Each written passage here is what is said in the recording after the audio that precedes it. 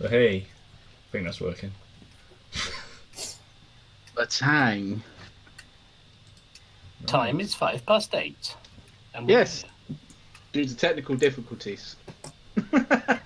Yes, every week. every Right. week somebody has it. So why Right. not this Yeah. week? Same old stuff, ladies and gentlemen. Can you hear us before we start the Yes. stream? We're coming through loud and clear.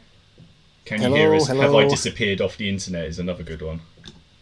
Yeah, Martin's good at doing that. Yeah, if I disappear, I apologise. Or I don't know, maybe that's a good thing. We'll see. Yeah, we'll just pull the plug. I reckon it's Ken. It was fine when Ken wasn't around, but then Ken came in and he disappeared. Yeah, that's actually, good point. I'll tell you what I do need to do though, gentlemen. I think I just need to turn you guys up and me up a tad. It sounds apparently all good on mine. Oh, yeah, got a mine Good, as well. good. Rory says he can hear us. Hi, Rory. Club and Painting. Good afternoon, good evening to you. Yeah. Graham Yeah. Fennell, hello there, mate. And Paul and Duncan, I can see in the chat. Hi, guys. Yeah. Evening, Good everybody. evening. Right. We got Evil Okay. Jim Evening, Reapers all watching chaps. us. Hello, mate. Brush and Quill, and Ewan and Aaron Lowe. Hello. Right. Let's kick this off, lads. So, good evening and welcome to episode 34 of the Plastic Crack podcast with me, Ken from Miniature Wargaming Warriors. Above me, you've got Martin's seventh son. To my diagonal this week, you've got Dom from Boots on the Table, and to my right, you have Steve from On Point HQ. Good evening, gentlemen, and sorry about last week. I thought that was really fun, to be honest. I thought it was the most entertaining you've been in months. Actually. I think you should go to a secret location every week and just saying, and we can spend 2 hours trying to guess where you are. Maybe it could be a subscribers sort of drop in. Am I outside your door? No, do out of deck do? Am I outside your door? Come out in your street. Do you recognise this place? Exactly. Can I just respond? Should I be? I was going to say, should I be prepared to call the authorities? Can I just respond to something straight away? Just because Kaiser's just said something to me, and he said, "Am I seriously dressed as a Marshal of France?" Yes, because the 95th Rifleman up there sent it, and so I have to wear it. But I'm painting something that Dom and Kaiser will both appreciate. Probably a bit too much, actually. But I'll wait to show that. It's always a good one, isn't it? I'd say I'm wearing mine this week. Last time I wore this, Paul compared me to Kenny Everett on the Facebook group. I love it.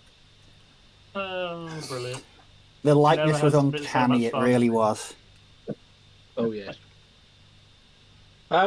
Yeah. So, oh God, I've actually got some. Hello, everybody in the chat. Modeling for Advantage, Steve Reese, Tim Bix, and Imaginary Conflicts. Welcome. It's great to have you here. I thought Jason Laura had from thrown him Battle out Knights last has just week. joined as well. Oh God, She did. they know Laura's name now. That's it. Laura, you You did YouTube a video famous. with her in your pool. Huh? I said you're YouTube famous because people know your name on here and asking about you. Ken's told us lots. Oh dear. She's still alive. So I got new viewer here, Bearded Dwarf 1. He says, "Hi guys, finally got to see you live." Fantastic. To be honest, work. we're better canned. We're better canned than we are live. Yeah. What, like spam? Like muffled, spam. you name it, yeah. More than any other way you can get. But welcome. We've got Randolph McGee, Jay from NI Miniatures, hello mate, and the Epic Joey says hello. Brush and Quill, hello mate. And he loves the Kenny Everett's Frenchman. Great, isn't it? Right then, gentlemen. Dear. So, before we Go on, get Dom. going today, I thought we ought to actually. This is care of our friend Leslie, and he tweaked my memory and he tweaked my conscience a bit on this, and he's quite right. So I don't want to make a big thing about it. But tomorrow, not tomorrow. What day is it today? Wednesday is Remembrance Day, isn't it? And Sunday was Remembrance Sunday. So I thought we should do just 5 minutes, just sort of remembering Remembrance Day, really. Yeah. And I don't know about you. I listened briefly to the Two Fat Lardies did a very short, well, not very short, it was actually quite a long video where they sort of just took examples of people that they think of around Remembrance Day. And I don't know whether you guys have anybody that, or any sort of general people that you think about around Remembrance Day.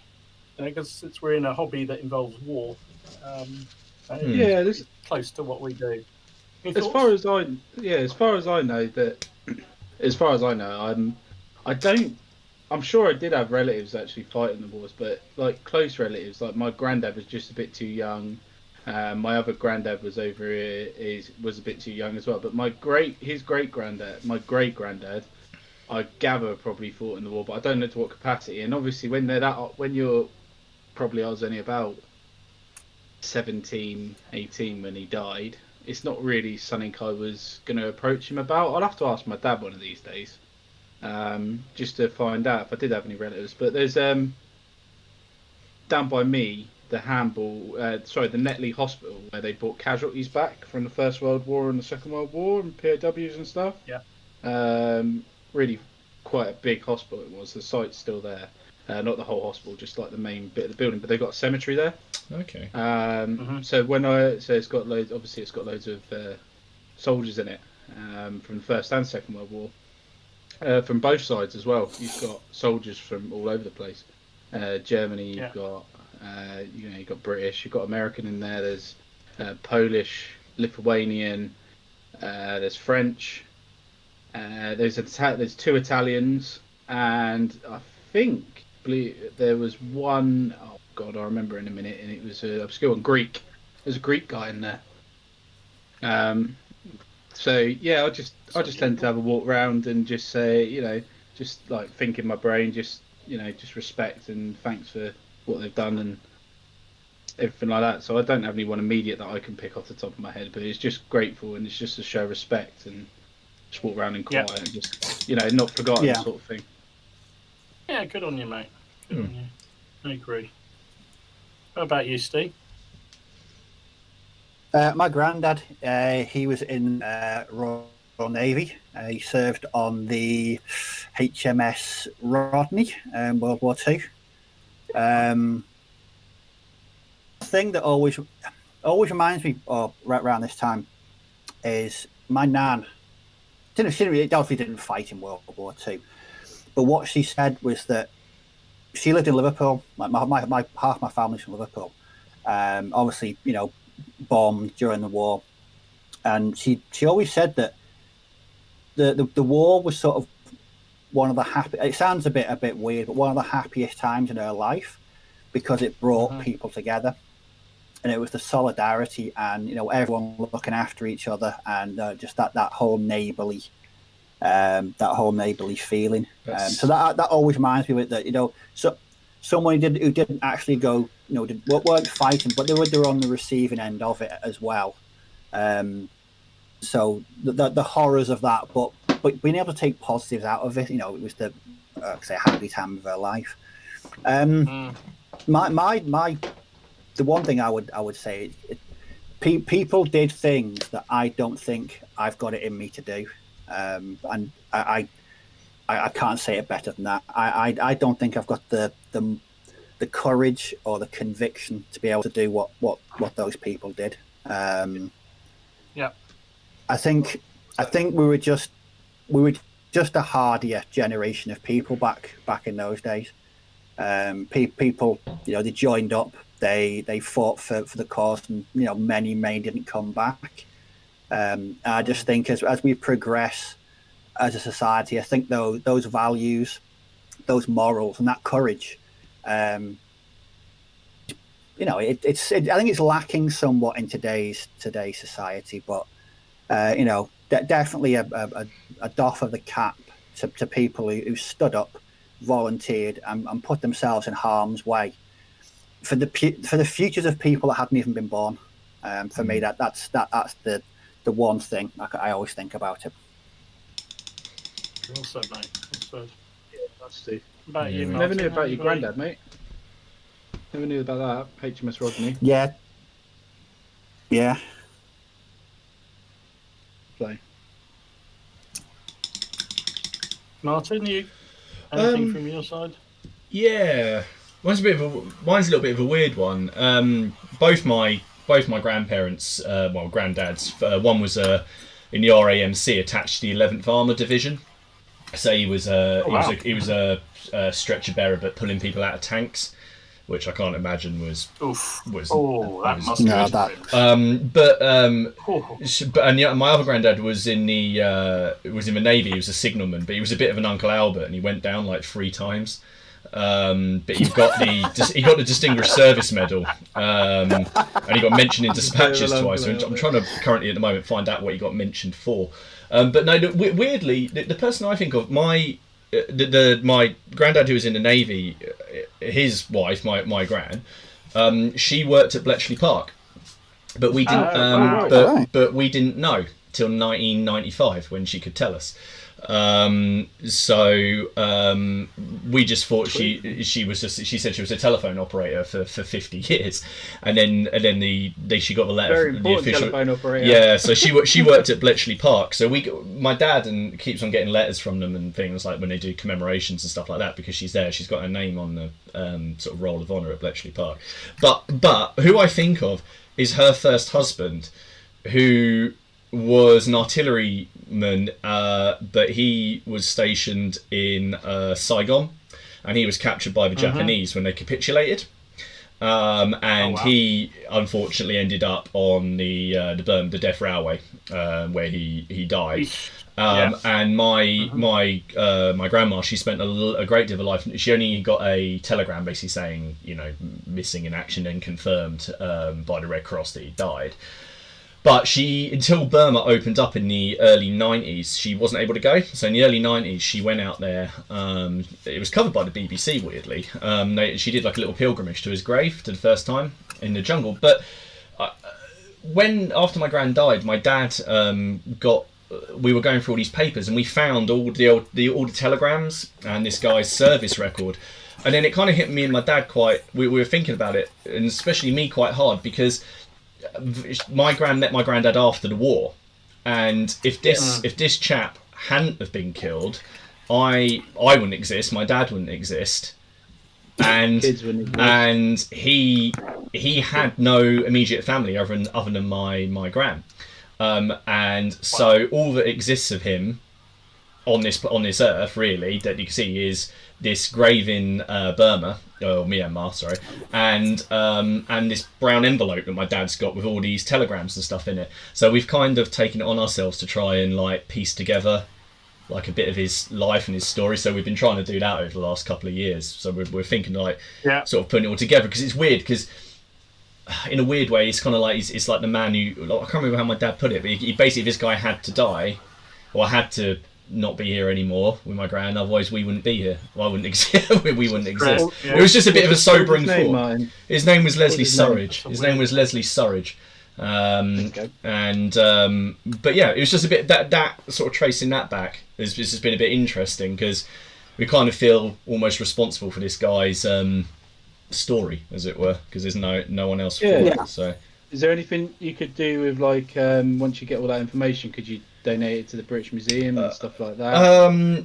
you could, we thought part of the Burma Death March, wasn't it? Yeah, we were gonna do. Well, there's one part of the Imperial War Museum's got like an exhibit, not exhibit. Yeah, we were thinking about doing like a small, not a book per se, but like an account, just because it's just interesting from a bit of a research, and we keep on finding out sort of more and more stuff about him, which obviously no one ever knew, because his mum, he didn't know he was an orphan, or he was put up in an orphanage, and then he didn't have any brothers or sisters, and then he met my nan, married her, and then he got drafted.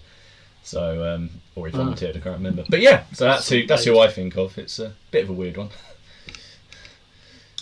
That's a hell of a story. That's like you say, it's one of those amazing things. You start thinking things through and you think, actually, I wouldn't be here but for the fact what happened. Yeah, if these horrible events hadn't happened, but the course, it's amazing how these events shape us now. Yeah, Everything absolutely. I'm just thinking, I wonder how many other people are out there, though, with they went out to fight. Very very little family left behind, and they get killed. And you think that's the end of them. There's nothing else after that. It's just anymore. Yeah, exactly. It's probably very likely It's a because bit- they were very young. Yeah. They hadn't really started their lives. If they, a lot of them just got married when they went off to serve, and that was it. If they didn't come back, that was the end of them. It's very sad. Quite sobering. Yeah, very much so. I think the whole thing is. I mean, so the one there's a couple of people I think about, but one of the more recent ones I think about in the last sort of 30 odd years is my father-in-law, and my wife's father, because he was on destroyers out in the Far East. He was a Akak gunner on HMS Penn, and he doesn't talk about it. He just will not talk about it. He's got medals and all sorts of things, but he's still affected to this day by what he saw in Asia during the war. Towards the end of the war, he went to Shanghai. Is it Shanghai jail? Some of those real hellhole jails where the Japanese are locked up. Lots of British, American, and other nationalities, and he was definitely coloured and scarred by it. Physically as well, because he has a very vivid burn on his hand. So he doesn't really talk about it. So it's difficult to really talk very much about that. But I just similarly my grandfather, one of my grandfathers, he didn't fight in the war. He was in he was a foreman at a factory that built Lancaster bombers. Okay. And so he was responsible for the cockpit area of the bomber. And he tells stories about the factory and all the big hit went on. I remember him talking about that when I was a kid, and it just sort of brings it all back. Like that sort of home front bit more than anything else, with fire bombs being dropped on the factory, and they carried on working up until the very last minute because they needed to get the planes out the door. It was amazing. But I'd sort of take difference with you, Steve, around they were a different breed of people. The people I've spoken to about old soldiers and what have you, they felt they're just doing a job, and I do think even today, I know mates of mine who went off and fought in the Gulf War and things like that, and it's a similar kind of thing. They just did it because they didn't want to let their family down. So I think bravery is there all the time. Yeah. But I think the difference in the war is they were so much younger. Definitely. Jeez, they were young. Yeah. Yeah. I mean, I've read quite a few accounts of when the First World War ended, and all the British troops came back. Many of them just didn't, for the rest of their lives, just refused to speak about what they'd seen, what they'd been through. It's like the famous chap Harry Patch. Yeah. He blocked the whole thing out until he was in his late. I think it was in his 90s, and apparently he was in a nursing home, and someone turned a light on, and the flash just brought it all back. He'd spent most of his life blanking out what he'd seen. But I've got his what. I can't remember the name of the book, but it was a book he wrote with this other guy about his time in the First War. It's a really, really good book. Highly recommended. Mm. That's nuts. That's it. Brush and Quills just said on mine that his grandfather was at Bletchley Park, and only found out last year. That's a bit weird. There was a lot of people who went through there. That's crazy. There's a lot in my chat. Well, it was all the official secrets. They weren't able to tell anybody, were they? They did well. They could keep a secret back then. Well, that was the thing. There was no internet, and nobody talked about anything when they said there was no me. Secret. Boy, did they! Yeah, there was no me. Yeah, can't keep a secret. That's for sure. Do you? Yeah, it's true. Leon T66. Hiya, mate. He says. What do you say? His great granddad died in a Nazi concentration camp. Shit. Oh, you're taking the piss, you pillock. That's a bit bad taste, mate. I'm not even going to say that one. It's not the one about. I think I know what the punchline is on that. Yeah, I thought he was being serious there. What a git. Paul says, my granddad was in the Desert Rats and drove tanks. He was severely burnt on his chest when his tank was hit, but he survived. And his granddad was in the RAF. Was a navigator on the short Sunderlands. Well, that must have been quite a trying thing. Graham Funnell says, says his uncle was shot down over Dortmund in 1944.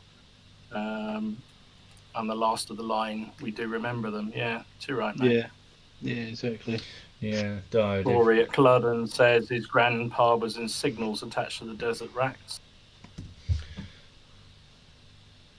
Yeah, oh well. I mean, I think the thing is you try and honour them every year, and I think, you know, I don't think it's just those wars. I think, you know, every war since then. Yeah. I think and every war previous, really. Well, yeah. Every war, isn't it? Yeah, Jim here.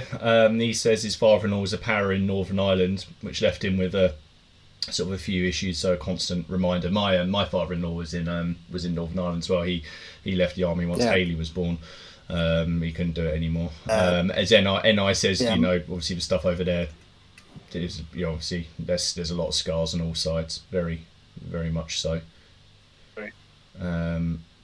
Brushing quiz. Again, just my dad served in Northern Ireland. If he hadn't been posted out there, I wouldn't be here. So it's strange that conflicts, you know, you think, I said about before, decisions like that can you know, determine who gets born. Yeah. Northern Ireland produced me, so there we go. It is interesting when you start tracing things back. You know, would you say, like, oh, you know, this decision, you know, went to Northern Ireland, and hence Steve's now on the chat. You know, it's a bit nuts. Miller's here now. Hello, mate. Mate. And Mike Blake says his great uncle George died 22 in Burma in 1944. I can't remember. I think my nan's first husband, I think he died in 43. I think. I need to get the stuff out again. My parents recently moved, so I had to pack everything up. I've got loads of archive quality stuff from work, and packed all these papers away. In that, have you guys got any like artifacts or like first-hand records or anything that your grandparents or whoever have passed down? Have you got any stuff like that? No, not that. No, I've only got my granddad's national service stuff. I've got his national service bits and bobs, and he stayed on a few years after that. I would say, though, definitely it's worth doing it. Sorry, Martin. No, go for it. That was one thing I was going to say, that it's well worth it if you have a grandparent or a distant relative who still can remember some of that. If they're prepared to talk about it, get a record of it. Record them, those yeah. Memories are going to be gone. Yeah, and it's important we remember them. It really is. Definitely. When my mum's parents both passed away, and we were sort of going through the house there, my granddad had sort of left some bits and bobs to my mum, and we never really opened them. We went through and we found like his service history, but we found like the service made Christmas cards that he was allowed to send back to my nan, and also he clearly put his hand through a few windows when he was in Germany, and just grabbed some things, like some mementos, and like, so I've got a 10,000 Reichstag note, presumably from the Depression era. So that's probably, you know, would have been worth like, you know, 1920s or so. Yeah, but it's about this big. It's really big, and believe it or not, there's a barometer in my family that's all in German that we think he acquired. He liberated. Yeah. I can't remember off the head of my now, but I could tell you lots of different weather situations in German. Well, I used to be able to. And finally, one of the things which is a bit weird, he was going through two things. I was going through my uncle's Meccano, like the original, like the the really old, like 1950s stuff, and I found this little tin. Real Meccano. And I realised it was it's a tin for the morphine that my granddad had in his bag, because it didn't come in like almost like a super glue kind of thing, and you'd have a needle on the end of it, and then you'd stab it in and squeeze So my granddad had given him bits out of his medical kit to put his Meccano nuts and bolts in. So I've got this this tin that says morphine on it, and then in the bottom of it there was this stuff wrapped up, and there was it's a sports neckerchief, a bit like a Scout's neckerchief, right? But it's a sports patch with an eagle and a certain symbol on it. Like Hitler Youth. Well, no, it's just it's the swastika, it's the eagle sitting on top of the swastika. But I think it was something to do with the Olympics, and he got out. But I think it was being used like as basically a rag for Meccano oil, right? Like for when he was like oiling up the engine. So we've got all these little bits and bobs. My other granddad had splinters of wood from the ships that I guess he was on that got destroyed. I've got like little splinters of wood. I know it's a bit crazy. Well, we've all got tales, haven't we? But no, it's good to spend some time talking about it, especially so close to Remembrance Day. So nice one, Dom. Nice one, mate. Nice one for that one. Yeah, nice one, Dom. Right, back to some hobby stuff. So what have we been up to then? Yeah, what have we been up to? Come on, Ken, you start, mate. You always get the bum end on this one. What have you been up to? Lagarde. So last week, here we go. So obviously last week I didn't get a chance to do any painting, and it's only from Friday I've had a chance. But I'm painting up my garden at the minute because obviously Naptober got extended a week thanks to work. Cheers, work. Appreciate the overtime, but I'll tell you what, my models didn't appreciate not getting painted. So they're what I'm up to at the moment. If I can get some light shining on them. So, good job. Yeah. But I'm literally just finishing up the other 6 for the command. I've washed them, and I'm actually doing some highlights on these. I haven't bothered with any of the others, but my guard, I don't know. I kind of want to do a bit more of an effort because I haven't speed painted these, unlike someone else. It's important you paint them up nicely because you've got to honour your opponent when you rout them off the table. Oh, you'll love routing these, Dom. I've even done flesh highlights, Dom. Are you saying I haven't painted mine nicely? Sorry, I've just logged on. I've just twitched on that one. Have you just saying that mine aren't very nice? I don't know. Is that some kind of quick? Yeah, that's because I'm disciplined. Here we go, fighting talk. You've had a haircut as well. I've only just noticed. Yeah, that's because I was looking like some kind of like wretched sheepdog. So I just needed to desperately to get a haircut. If anyone else noticed in the chat, because I've literally just noticed. No. Looks good, mine. Thanks. He looks a bit less like Chesley now. Oh, there we go. He does, mate, doesn't he? There we go. But no. Like I say, I've done 2 drummer boys, Steve. Well, it's not a drummer boy, he's a drummer man. But 2 of them. But no, I've got 6 more to do with this. I have put, because obviously I've only got until Saturday morning for these, and that's my cut off. I have put the other battalion in a safety bag, which is here. What's a safety bag? A bubble wraps bag. I thought that was some legacy of your lay-by adventures. No, the other battalion have gone in there. So because then and there's no way I'm going to get them done in a week if I'm doing them to this detail. So next time I do the French, but I've still got the 3 guns out. So I'm hoping I can get this battalion finished probably over the next 2 days, and then the 3 guns. The guns are done themselves near enough, but the crew, I'm hoping to get them done by Friday, and that will be everything done within a month. So then I'll do a video to round up Naptober, and then I'll be moving on to some 6mm ACW.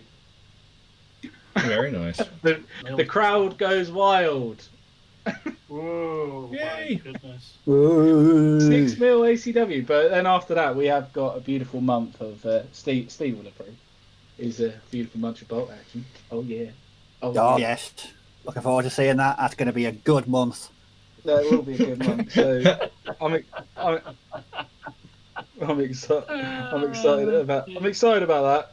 But obviously, I'm a bit disappointed. Warlords still haven't had their sprue sale. Get on the sprue sale. I want battalions for £4. I wonder whether they're going to have one this Yeah. time. Because They've done so bloody well. They've got a Black Friday sale going, but it's for big numbers, isn't it? It's for like multiple kits of like starter armies and stuff. It's a bit crap, to be honest. Not gonna lie. Not gonna lie. A bit crap in my eyes. I wonder whether they're going to bother. I hope so, because I'll cry if they don't. I'll keep an eye on Perry's, but Perry's I don't think are doing anything, are they, at the moment? Do you want a British starter army, Ken? Oh, shut up. With that box, I'll probably do it at some point, but yeah. Still there, mate. It's just sitting there. And it's 36 man battalions. Oh, yeah, but yeah, that's me, so that's what I'm doing tonight as well. Oh, I just got to say hi to Lee from Battle Bunker. He's just popped in to say hi. How's Mel doing, mate? I hope she's doing better. Mate. Don't know whether on Thor Mel's gone down with the dreaded coronavirus. Oh, no, I haven't. Hopefully she's feeling better. Good. Oh yeah, she's saying she's on the mend. Good stuff. Good stuff. Modelling for Advantage. Good stuff as well. And little Legion and blimey, loads of other Duncan, FX, everyone else. Anyway, sorry, I got distracted there. What about you, Steve? What have you been up to? I saw your gunslinger thing. I don't know what they are, but they look really cool. Yes, I've actually, it's been quite a diverse week. It's not just been German bolt action. Yes. I've been working on more display bases, obviously, but I've made a start on the last stage of my early war bolt action French. I've been working on Wild West Exodus stuff. Oui. So it's been quite interesting. Although with my early war French, I've set myself a challenge with a quite hideous forfeit if I don't complete it. You forfeited yourself. Why would you do that? I want it's to motivate me to finish these. I've had this army for nearly 4 years now, and I've never. It's quite small as well. So I want everything I've got completed by the end of November. And if I don't complete it, I'm going to listen to an album by Oasis. Sure, he does it. Don't you worry. Oh, no. I love it. A sort of penance for not completing my challenge. Will you record it? Will you record yourself reacting to it, please? It's one of the yes, I will. If it does come to that, I'll just basically be my eyes and my ears bleeding. So I try and wrap my head around dull as dishwater 4-chord dad rock. But that's just my own opinion of them. But no, so that's the plan. I'm going to have all of my early war French. I just don't like them. Never have done. I just they're like, I don't know. Mate will be killing you right now. He thinks they're like ready salted crisps. How can you not like ready salted? No, I like ready salted crisps, but they're just there. They don't really do anything. They're not. There's no innovation. They didn't try anything new. Man. Yeah. So. Sorry, someone Russian Quills just said, "Will you look back in anger?" I think you've started something. That's what you heard him say anyway. Not today. See the thought of sitting through not just one song but an entire album. Oh God, I reckon I could paint every miniature in my collection as unpainted if that's the thing at the end. Oh God. To be fair, I don't entirely disagree with you there. Penance or the punishment of listening to them if I don't finish all of my early war French by the end of the month. It was either that or drink battery acid. I almost want you to fail just to see that. I kind of want that as well. Like... It's an evil thing to think, Martin, but I do definitely want to see him fail just to see that. Just no, so funny. Having that brand of fresh hell waiting for him at the end of it, that's going to keep me motivated to get these guys finished. In fact, I'm very surprised if I don't finish everything tonight in like some kind of speed painting frenzy. But that's what I've been up to: bolt action and Wild West Exodus and display bases. So quite a busy week actually. I thought those Wild West figures look absolutely awesome, and so I don't know that game really. So for somebody like me, is it basically just sci-fi version of Western? I think Martin would probably best explain it. I've got it. I've got the starter box and I've played quite a bit, but I've never played a game of it. So I think Martin, I know he plays it, so he'd probably be best briefly outlining what it is and what it's like. But it's a I can't remember the name of the company. The Dystopian Age. They made Dystopian Wars and another game. So it's set in a dystopian age. It's a Wild West steampunk sci-fi fantasy setting. Basically, anything that vaguely has any connection to a Western or sci-fi will kind of get made into it. You know the TV series Serenity? The Firefly series. Oh yeah, there's a crew in there that is definitely not the people from Firefly. I've definitely not got the Emperor from Star Wars in my warband. And there's a lot of that. But basically, it's a low model count skirmish game. Sort of big vehicles. You can get horses with like big cannons on the side of them. That the sort of the equivalent the Native Americans use. There's magic. There's weird creatures. It's quite a nice system. It's all D10s. You like D10s, so and it's entirely possible for the weakest modelling. It's entirely possible for the weakest model in the game to kill the strongest in one shot, which is something I like. It's very fast and quite bruising. Because of the rules, it's fairly brutal. And I've not played loads of games, but I've enjoyed each one that I've played. Games you can either have large armies of robots and robot dogs led by I sent you guys the picture of the judge who basically one of the posses is a lynch mob.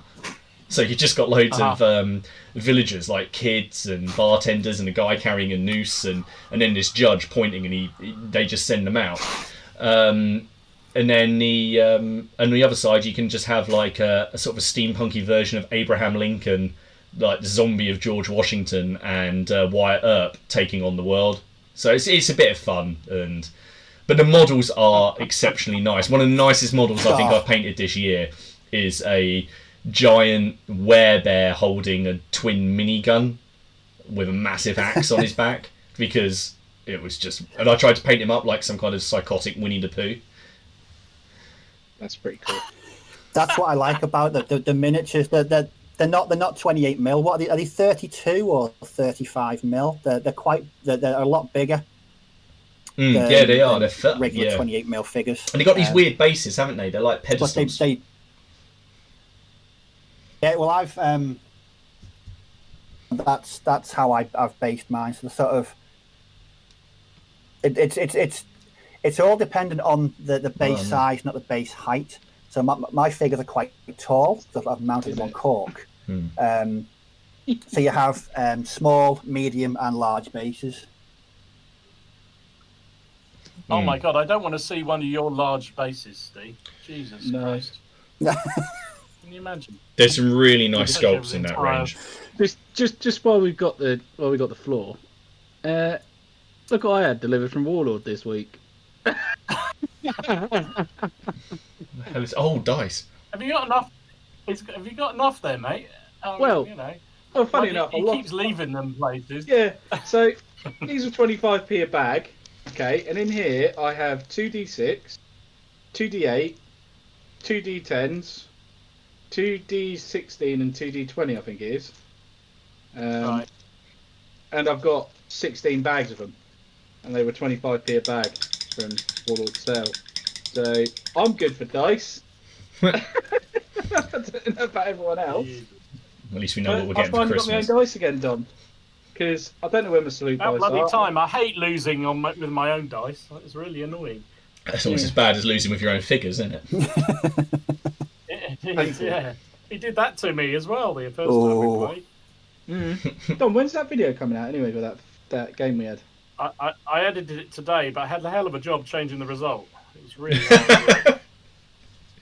I bet it was. Bloody friend. You had to get some stunt doubles in. Oh, I can't wait to watch it. I did. It was hard work, you know. It was hard work, but you know, we got there in the end. Suddenly, it's become a miraculous victory for the Allies. Don't know how. Did it involve a table being thrown? Although I did get really annoyed. I spent ages editing a video this week, end of last week, from a game I had from ages ago on the. Oh, it was the one I was referring to the other night about.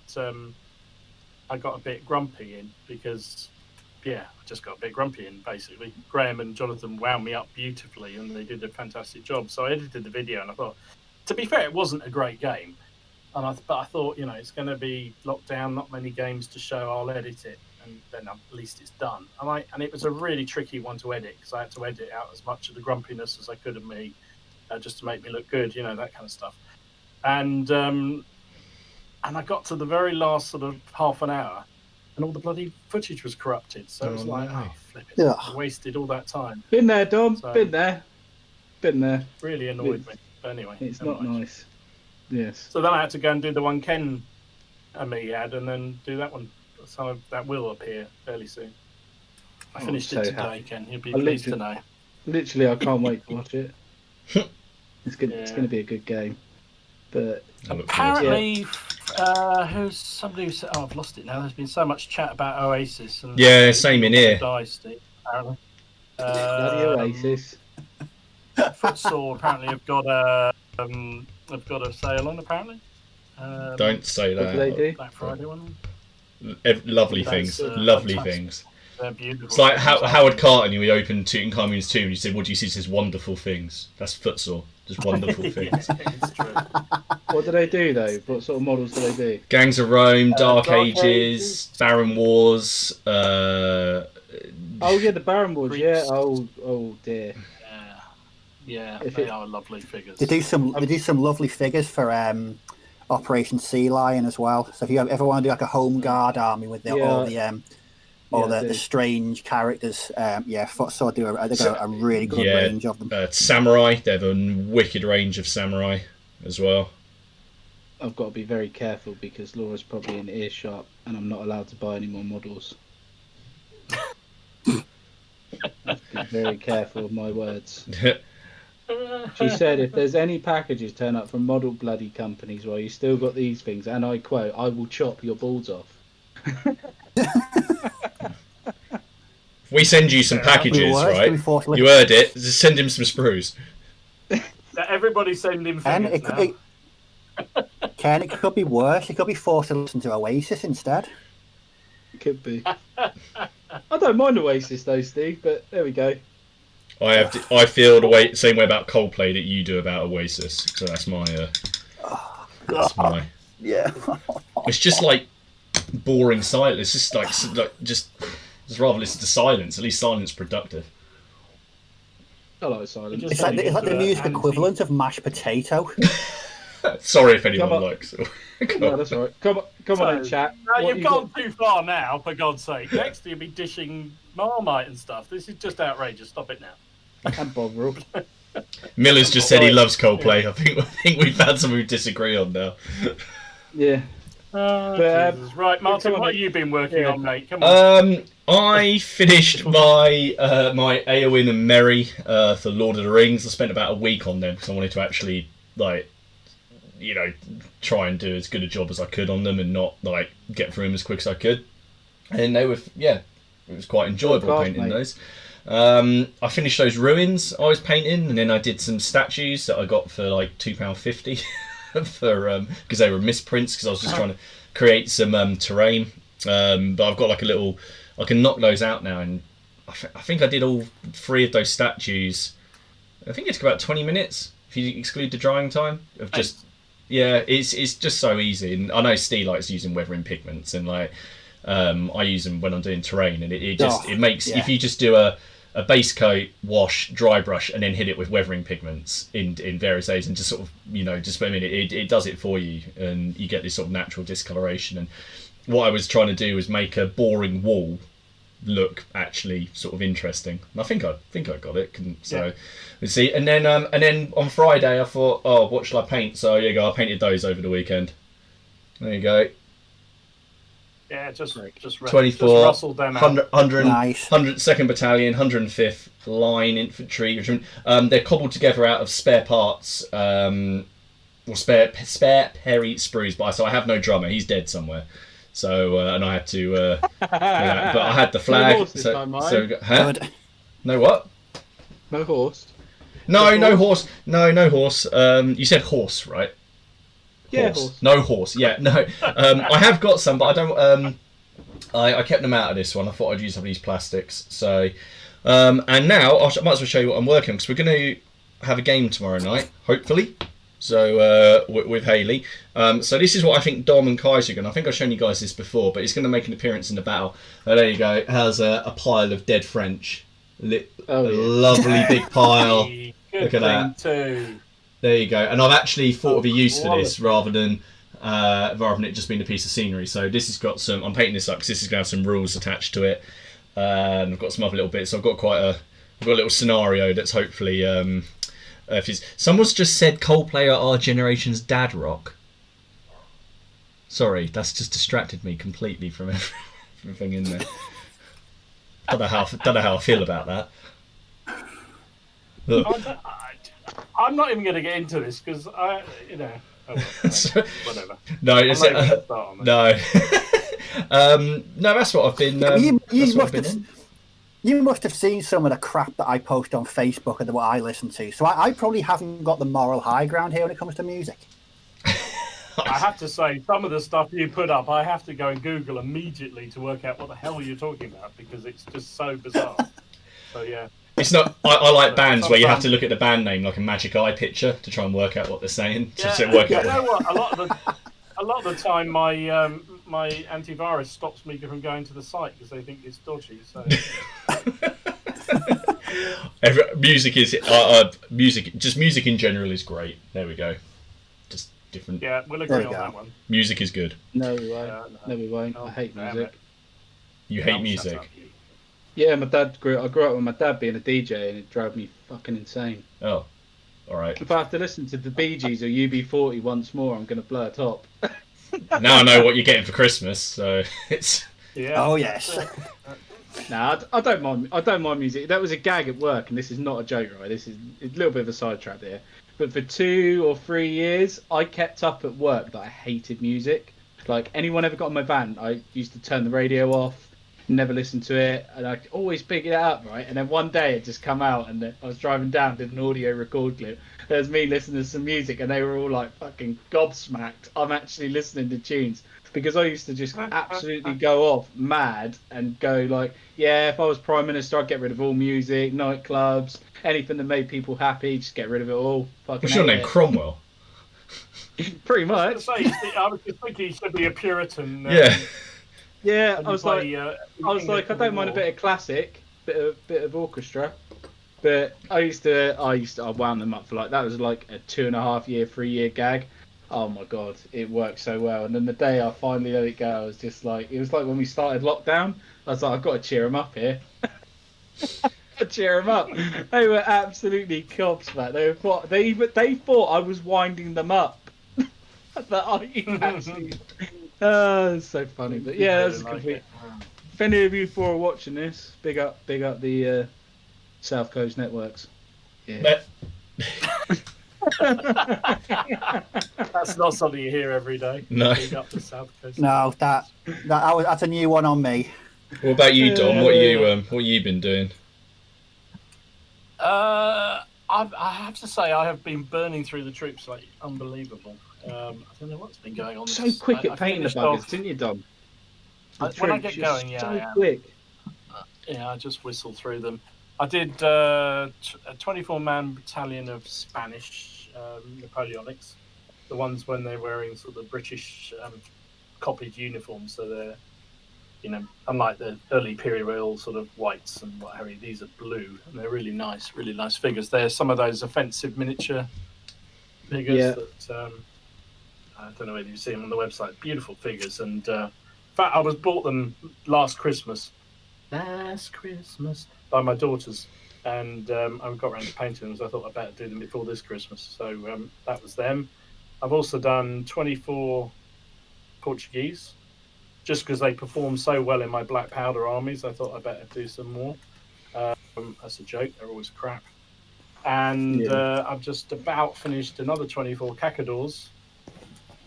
And then when I just about finished that, congratulating myself for finally getting through all my backlog of Portuguese figures, I found another 24, so I thought I'd do them as well, so I'll start them off fairly soon. And in between that, I did some goblins.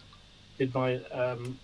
oh, God, how good are Atlantis miniature figures? They're just so gorgeous. On a whim, I bought some goblins from them, and they are just so lovely. Have you done any work this week, Tom? Yeah, you know what? I've had a really busy week this week as well. It's lockdown. I couldn't do anything else, so you know. Although I did replace all my fences and then knackered my hands doing it. But there you go. And now today I'm doing terrain. So I'm doing in honour of D, I guess. You'd turn these into bases. Oh, nice. With these, but these are resin ruin type buildings. So I'm just doing them just for something to do, really. So yeah, it's been a busy old week, really, figure-wise. I didn't realise quite how many I've done. But I'm going to try and do this. I thought I'm going to piss everybody off with the War Games Anonymous challenge, which is do core troops. So I started off doing the one Portuguese battalion. That was going to be the one I was doing. And I realised I had this other one, so I thought, I'll do that, make it 2. And I found the third one. I thought, well, I'll make it 3. So my 3 battalions. It's like, so I'll probably be thrown out of the Discord for that. But anyway, there you go. That's what I've been up to. I can't wait to get my 6 mils on the go and actually be able to complete one of those challenges. Like within a day, it'd be so nice. Yeah, but you got to do the equivalent. So you just got to do an army. No. They don't say that in terms and conditions. I want to see that. You're getting to add it in now. Any 6 mil entry must be. Speaking of 6 mil, I know you guys. I sent that thing on the chat. Have you anyone else, or I know Dom, you took a quick look at it. That 6 mil Kickstarter for the Samurai 2d6's one. Yeah. I'm really. Have you seen? I had to look at the sculpts properly. Have you seen the Horsemen? They are stunning for 6 mil. I mean, like Bacchus and that, they all make really lovely models, but the Samurai Horsemen look amazing. Have a look at them. It's a Kickstarter that's going, and obviously it's not the.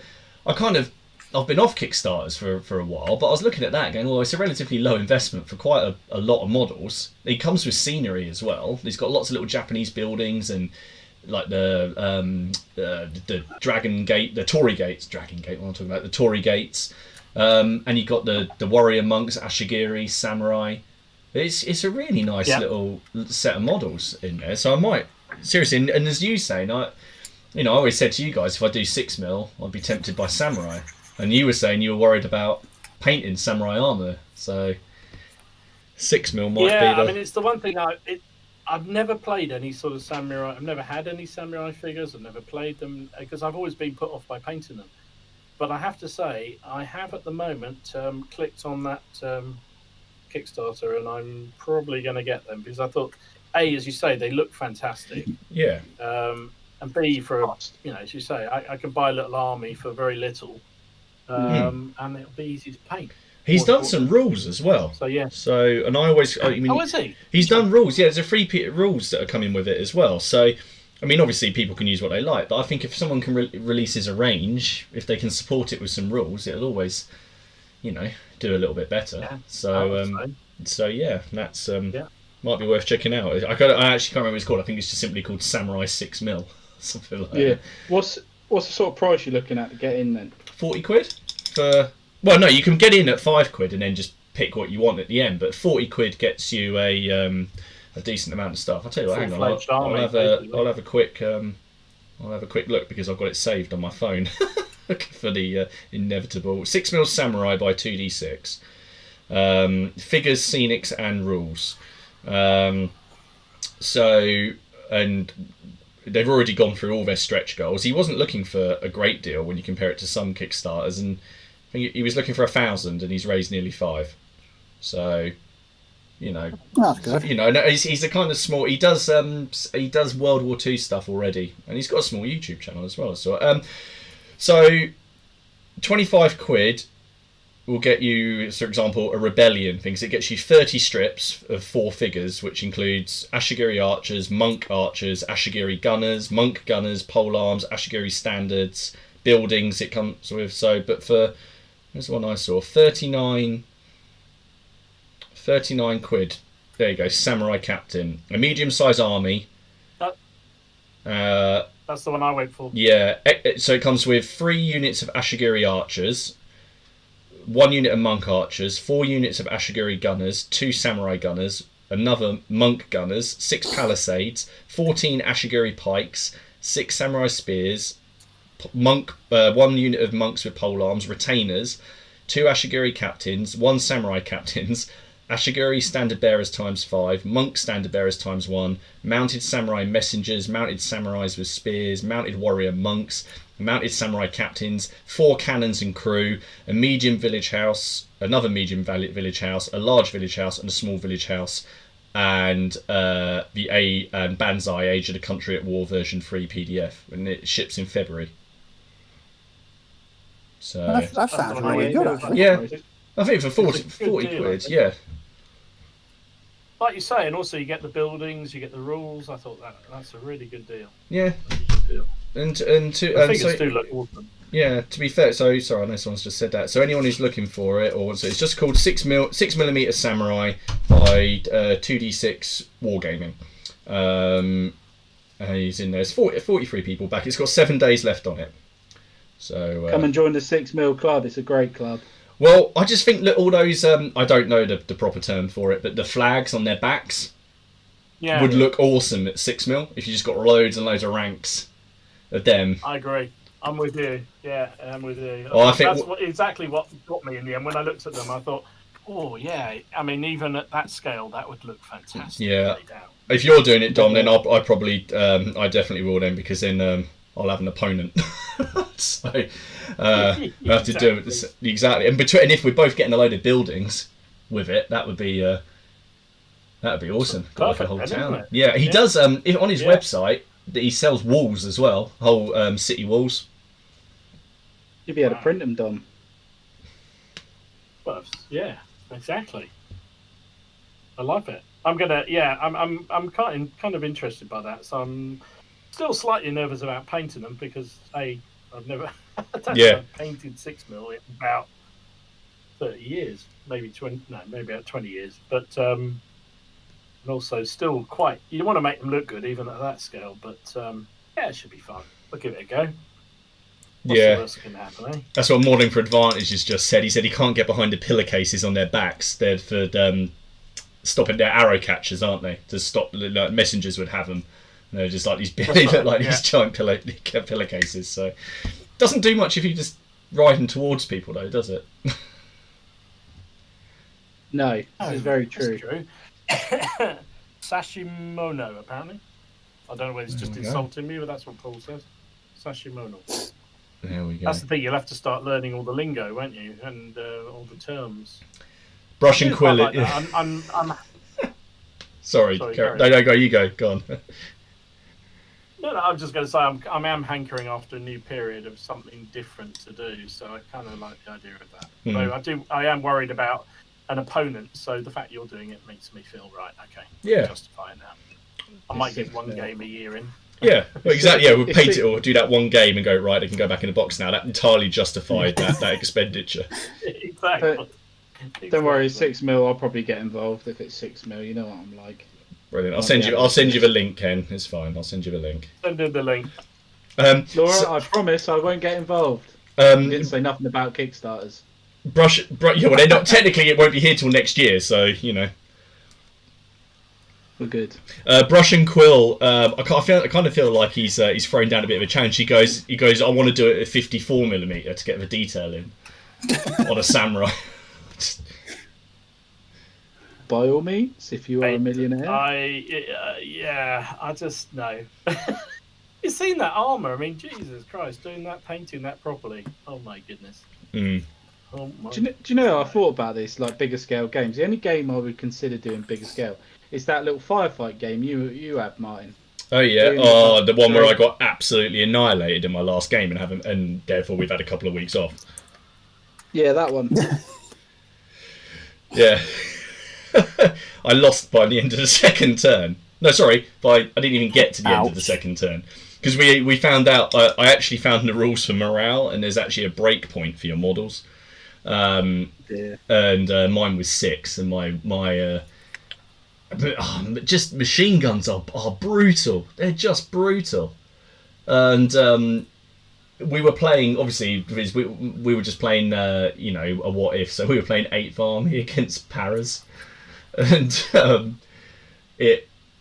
he just came down to priority, and he got his I'm sure it was he got his brain gun set up, and it just laid waste to like 3 of my guys who were like trying to run across the street. They just got completely taken out. And then on top of that, we haven't tried it yet, but I know the MG42 is even more powerful. So you definitely feel it. But we were playing at nearly full points, which is about 800 points, and I had 9 miniatures. Oh wow! Really? And I like the sound of that. My sniper cost 145 points. So they are. He also he didn't kill anyone. He shot someone, missed, and then got mercilessly bayoneted when he revealed where he was. I love it.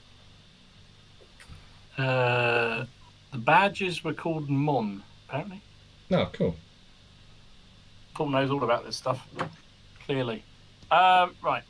Before we move on, we had a couple of questions in. In fact, somebody sent one in earlier, and before I lose it... Oh, God. Where was it? The chat's gone bananas between people burning effigies of Steve and going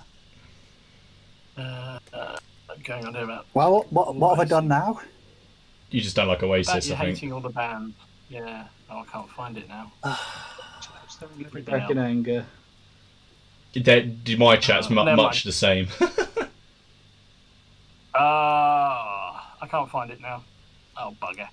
I'll try and find it in a bit. But let's do the other questions that we had in. So actually, Leslie had a really good one, which I thought was a really good idea, or one to question about. It's around, do you make your own washes and inks, or do you just use the commercial ones?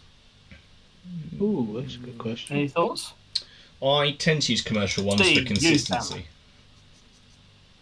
Sorry. I use commercial ones, but I mix them together. So my favourite wash for armour is Agrax Earthshade, Athonian Camo Shade, and Reichland Flesh Shade, all mixed into one big thing. Right. Throw a bit of water, a bit of Larmian medium into it, splash that all over a vehicle, and it's just, especially if it's a green armoured vehicle, works really well. But no, I'm lazy. I just buy chemical washes. What about you, Martin? I tend to use just store-bought ones because I want the consistency. I want to pick up a wash and generally know what it's going to be like. My problem is if I'm doing that's if I'm like bulk painting or production line painting. If I was painting like a single miniature, like Wild West Exodus, where you're just painting like a single character and it doesn't, there is no overall colour scheme, then I might mix them a bit or try and do some mix and washes because it doesn't matter. Yeah. But if you're trying to replicate a scheme, I'd rather just use something that's presumably gone through some kind of quality control. Yeah. What about you, Ken? That's an Shop interesting man one. or a mixed man? No, it's a bit of a weird one because I don't know what you would class as washes. So like the contrast paints, they're obviously more paint, but I tend to find myself using this technical contrast medium and thinning them out if I've got certain colours, and I might use them as a wash. Right. And also normal paint. So like say I want this red, for example, I might use a medium to thin that out as well. But I tell you one thing I not do very often anymore is actually use washes straight out the bottle. I tend to now, especially using Napoleonics and working with white, I tend to thin them down about 50-50 at least now. Especially the army painter tone. So like the dark tone, I did a Nuln Oil 6 and I did 6 with dark tone, and definitely the dark tone definitely gives you a glossier finish compared to a Nuln Oil. That is a very flat matte, so I wasn't happy with them looking different. So I preferred the glossier finish, so I went over the dark tone stuff with a really thinned down. The Nuln Oil stuff over with the dark tone because I think it just looked better. But it was as good because it didn't make the white go really dark because it was thin. So I do play about with them, but I don't purposely go out and make 5 litres of it, if that makes sense. Yeah, because there are. I mean, Luke, the guy who does Luke's APS Geek Gaming. He has some videos on his channel about how to make your own Nuln Oil and all these sort of things. I look at it and I think, yeah, that's really cool, but it's just like it's effort, just real effort. I'm not sure I can really be asked to do it. Even though I know it would probably save a fair. But then, how often do you? I mean, I do go through a fair bit of shades, but even then, even the quantity of figures I'm producing, I'm not having to buy it like every week. It's every few months or so, or if I'm in normal times when you're in a show, I just pick up a bottle and that'll keep me going. But so I'm kind of Although I did just last week buy my first. I made my first one, and that was only because I was watching a video, and I can't remember who did it, but it's one of these big YouTubers. I've been Mel the Train Tutor. He does a lot of them. 5,000 or 6,000. I don't know. Is it Sledgehammer? Is that one of them? Oh, Sledgehammer. Anyway, it doesn't matter. Yeah, I think it was him, and he talked about this this wash that somebody else on a blog had come up with for doing British redcoats and having a decent wash over them. And I thought, well, I got some English. Oh, there was some more. I did some American War of Independence British because of this wash that he created, and he went through the recipe. And I thought, well, I've got all bar one of those already. So I mixed it all up and brought the other one in, and actually it's really effective. So that's the first one I've ever done that. He called it ink. No, he called it. I can't remember now. But anyway, it was the first one I've ever done that with. It was kind of effective, but I like the consistency I get with the shop stuff. I'm lazy. I did do it once with 40k with my Rubik Marines. I did I made like a purpley wash up. I used their purple, but I also stuck another 2 different colours in. I couldn't tell you what the consistency was now, but I remember at the time saying I need to wash these in. I need to do a big batch, and even if I go over, because I can't get it different, so I had to overindulge in wash, like make more than what I needed, because I knew for a fact I wouldn't be able to make it the same again. Yeah, and I knew that they would be unique. But yeah, I did do it once. It wasn't too bad actually. It's the biggest thing with any of those sort of things, isn't it? The consistency. I think it's just making sure that it's like when you know people mix their own paints and what have you, and shades and what have you. I've struggled with the most is making sure that at least that same regiment looks the same, even if it doesn't look exactly the same as other ones in the army. It's that one does look the same. Miller's just asked a question sort of about washes, because he's painting up his Uruk-hai at the moment, and they've got like a black metallic armor. So how would we do that? I would just use Leadbelcher or a darker silver, and then I've used Black Templar over it, maybe a couple of times. Just to get it, just that dulls it down. I've used that in my Wars of the Roses stuff where I want to get that like German European armor, the black stuff. Black Templar does really well for going over a metallic. Really works really well. Gets right in the recesses as well. Try not to slather it on too thick though, because then you can completely obscure some of the detail because it all sits in the recesses. But thinner coats of it, innit? See, I find that as well. I use contrast paints, and I'm getting to work with them quite well now. And I'm finding, you could slather it all in one thick coat, but you end up with a lot of like streaks and stuff. Yeah. I find to use it like in a smaller sort of thing, like I've done with these drummer boys. You can't really see the detail, but in the middle it's flat. Is just a clean yellow, but around the edges, with the like the iron yellow. I don't know if you've used it, Martin or Dom. Or I've Steve. got that one, yeah. It gives you like an orangey sort of tinge, red sort of tinge on the where it builds up. And it's done that around like on the edges, and it looks really sweet, really really nice. But if I went in really thick, it'd all just be that colour.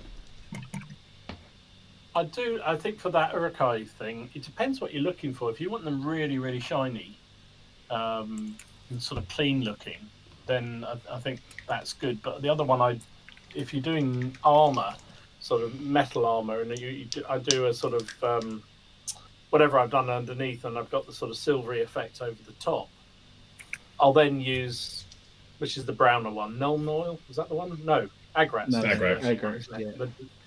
And I find that if you put a Agrax. thin layer of that over it, it makes it, when it dries, it looks like they're just sort of slightly rusty or dirty, which I think for those sort of when I did my orcs, that's what I did with them, because I just like that sort of dirty, grimy look that I wanted off the figures, and I thought that worked really well. But it's each their own, isn't it? What do you fancy? Yeah, precisely.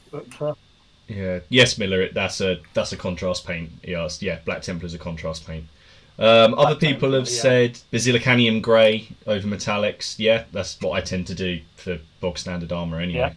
Dry brushing lead belcher over black gives you a great black armor look if you just want to go. Yeah, that's what I used to do for ages actually, and then I tried just going doing it the other way, which is starting with a metallic base and then working backwards. I just seem to prefer that one. Don't know why. Yeah, I copied your approach. You did one of those videos of medieval stuff, didn't you, where you were showing doing armor? Yeah. And you did all the different contrast paints on different bases, and I thought that's really cool.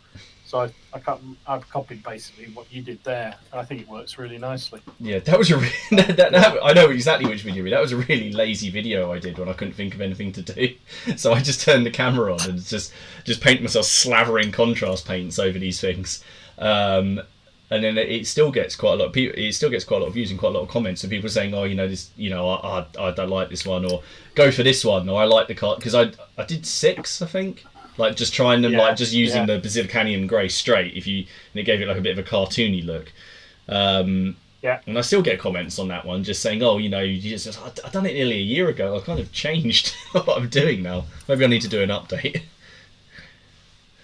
Oh well, I don't care. I copied it, and I use a lot of the techniques, and I agreed with you. I thought some of them worked really well. Some look really, it did look a bit sort of a bit comedy kind of thing. But, others look really good. Even then, I used I can't remember which one. It was the one that sort of has that goldy effect. I can't remember which. Oh, was it the you used? I used Gore Grunter Fur. It was Gore Grunter Fur. It gave it like a burnished look. I chucked that on.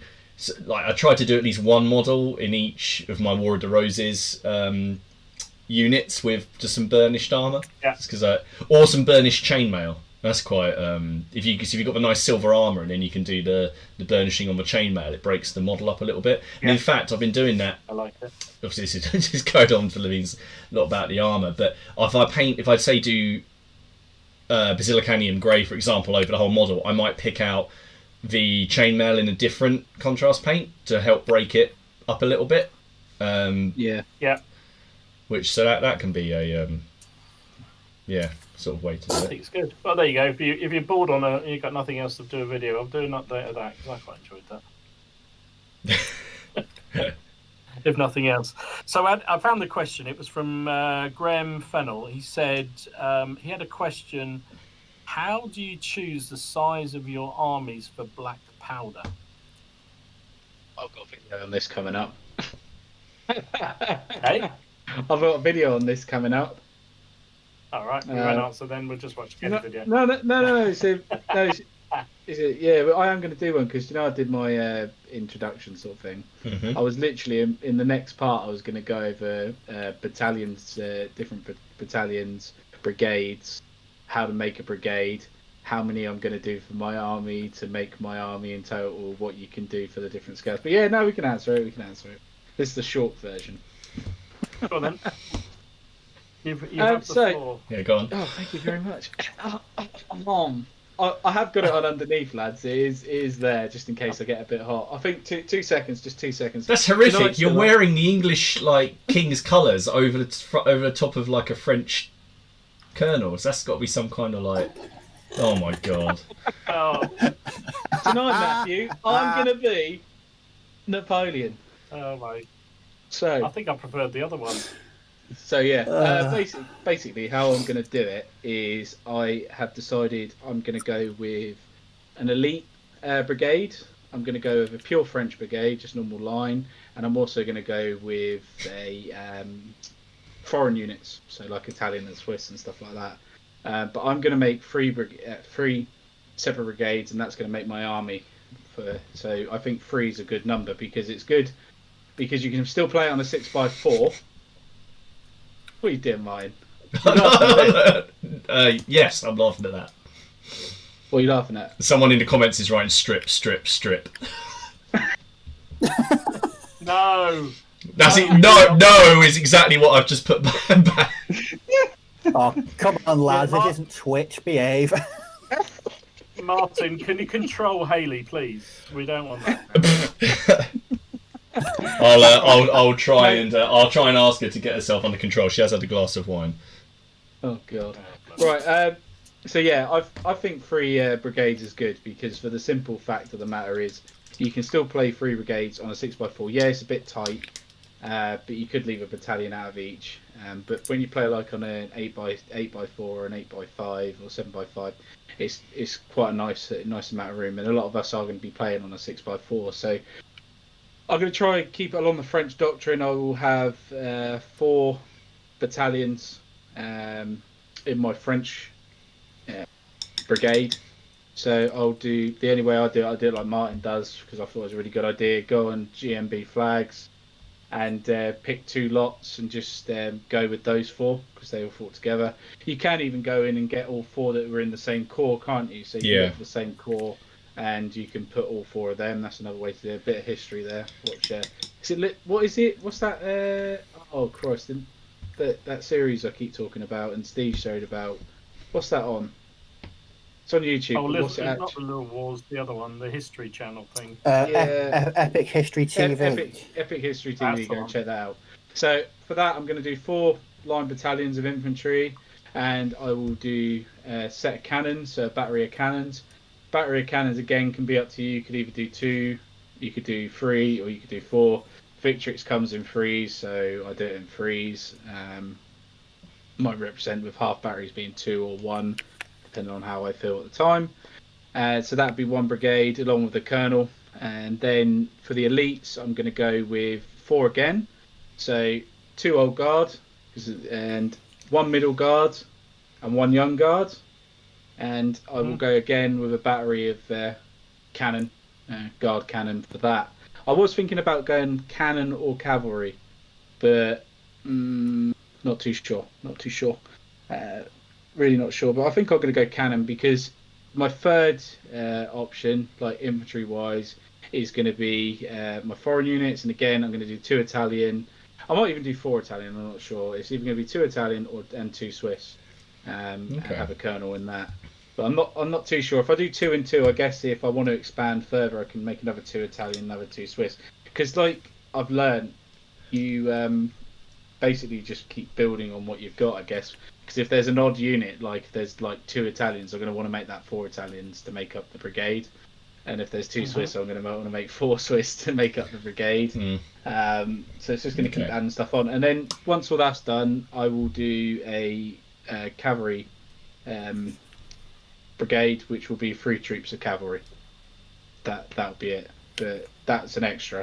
That is an added-on extra. Or you could do it instead of one of the line battalions. But I think I just prefer the infantry and the black powder rules because I've used the cavalry and they're not all that.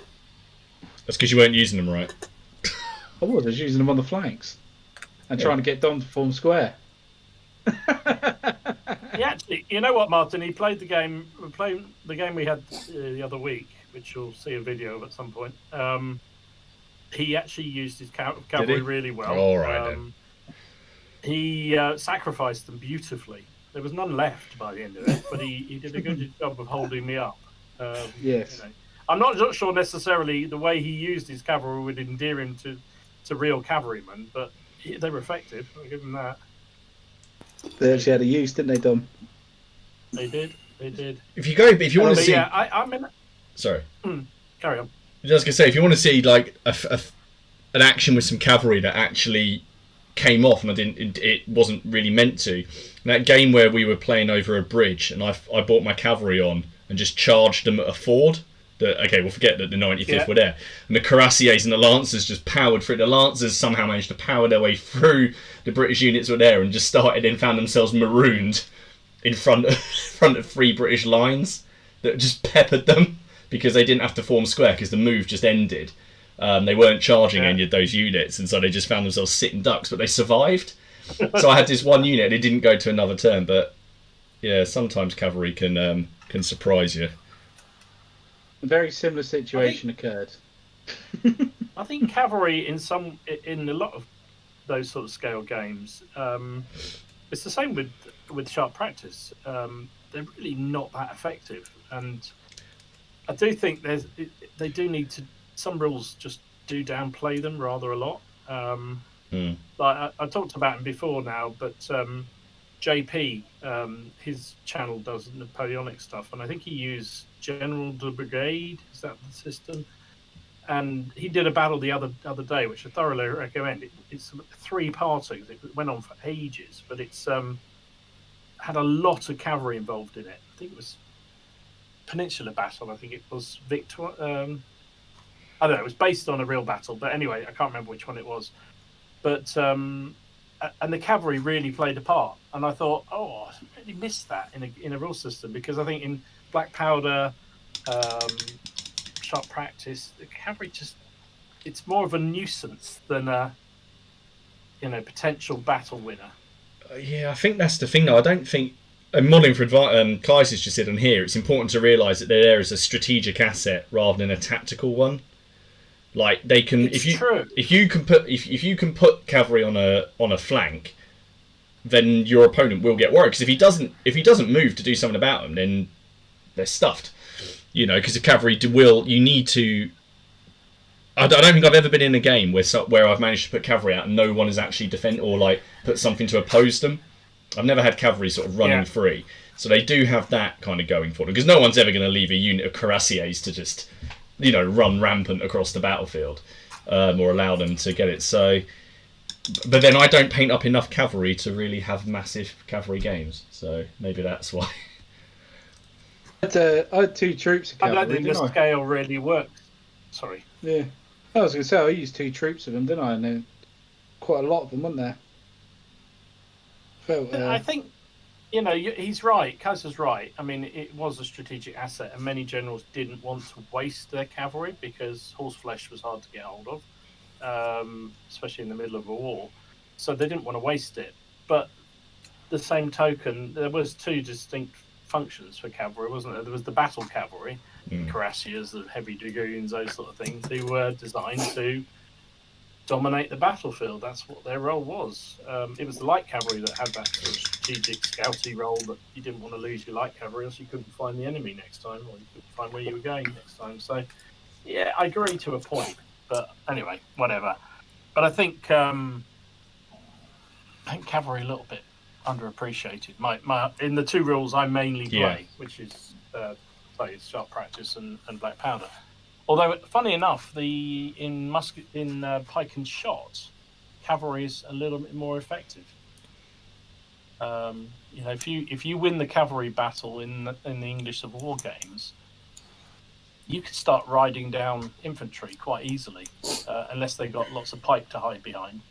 But even then, you can literally stop any attacks because the infantry just can't deal with it. Whereas I find in Black Powder, even the cavalry running around, they just sort of, they get blown away because their stamina's quite low.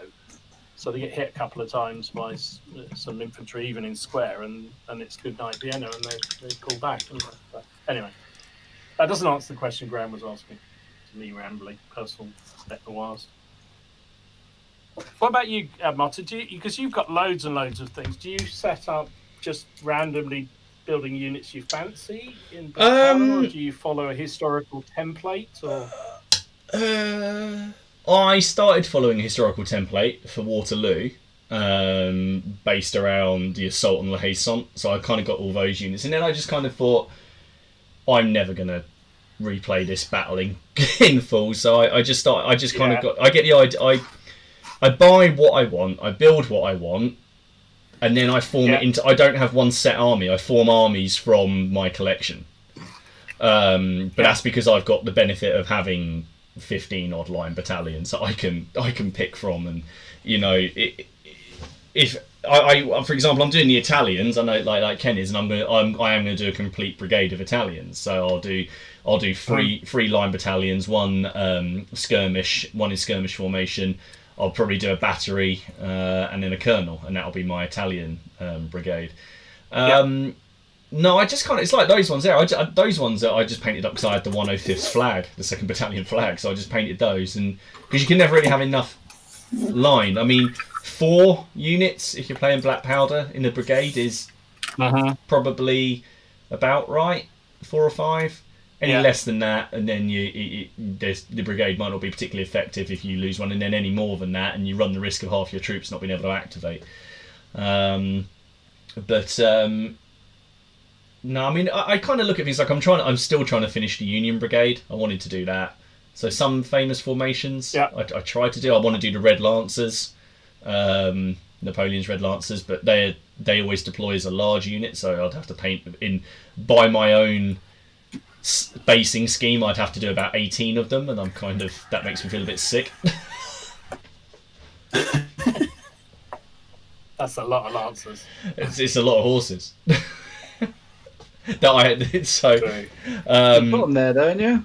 No, I don't. Well, no, because I want to use the Vitric. Because what happened was I bought enough lancers to do it from Warlord using their Polish Lancer set. I was going to add some bits to make them, because the Red Lancers are Dutch, and there's an Imperial Guard unit. And then Vitrix went and previewed their lovely Lancer set a week later, and so that's why I've got those Polish Lancers just sitting there. Because no offense to those figures, they're the Lancers and I like the Warlord cavalry figures, but those Vitrix Lancers are the ones that they're not the Vitrix. They're not. And if you're painting up the Imperial, the Red Lancers of the Imperial Guard, you want those models. Maybe I'm wrong, but you know, I haven't actually bought those Lancer models yet to actually do them, because I've got so much on painting. Why don't you sell the Polish ones? Because I could paint those as normal Lancers and have three units of normal Lancers, and then get the other ones anyway. You're not going to do that. Yeah, but I could paint them and then sell them and probably make a little bit more. But then this is true. You can sell them to me, actually. I was thinking about painting up one, and then I was thinking about doing a giveaway with another one. I have got an awful lot of cavalry.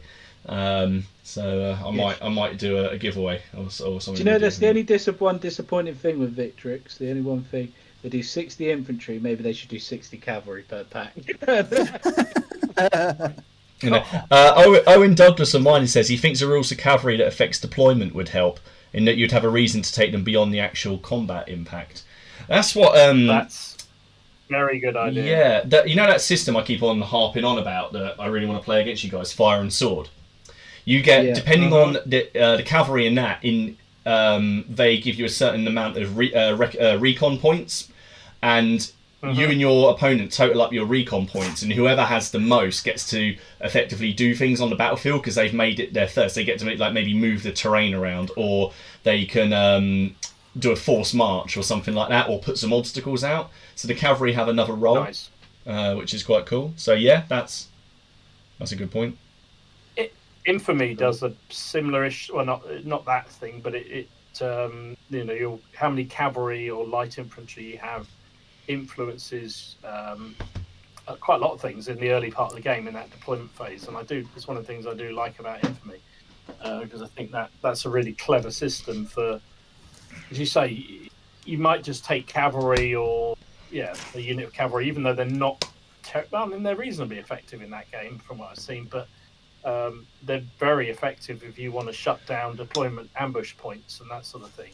Yeah. So you've got to have some for that reason. So I like that. That's cool. Nick Games has said on here, one interesting rule would be to have one light cavalry for each side starting around on the table to try and scout the player's army formation before deployment. Maybe you could use that as a way for who has to deploy first. Have a little cavalry standoff, and then whoever loses has to deploy first. Yeah, I like that. That's really cool. That's an idea, actually. Because It was an ancient set that did that. I'm sure there was. Yeah. I can't remember what it was now. Is it Meg? I think it might be someone like that. There's a rule set that does that sort of thing, and depending on how the it's Meg, goes, Meg, I think it is. Yeah. And I thought that was really cool. Yeah, Brush and Quilla said you could use partisans. See, now it's starting. You can have Spanish partisans doing the same kind of thing.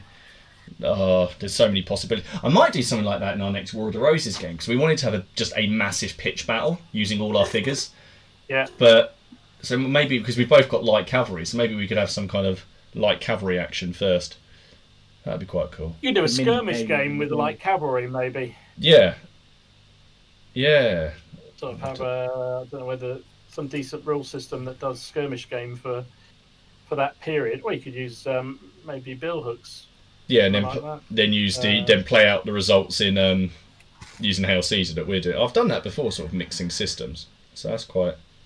Yeah, that would work. I think it'd be quite fun to do that. I might have to have a chat. I do like those sort of things. I think that would allow cavalry to sort of play a bit more of a role. I mean, some systems they are very powerful and very useful, and and I get the point that they weren't always. But you can't. Anybody's into Napoleonics gets very excited about things like the Ney's cavalry charge at Waterloo, and massed cavalry used at Austerlitz and that sort of thing. I mean, that's one of the exciting things, right? But it doesn't charging. happen. What really happen. But anyway. Sorry, just one thing. What rules? Because I know we've chatted about sort of like before about sort of the rules in Black Powder, like adopting. Which rules do you use for forming square? Do you use the ones in the main rulebook or the new? Yeah, we do. Because we did that for ages, and then we tried out the other one, which is just forming square on a straight up order test, so that like units that are less well led might not form square. So cavalry do tend to maybe charge home a little bit more.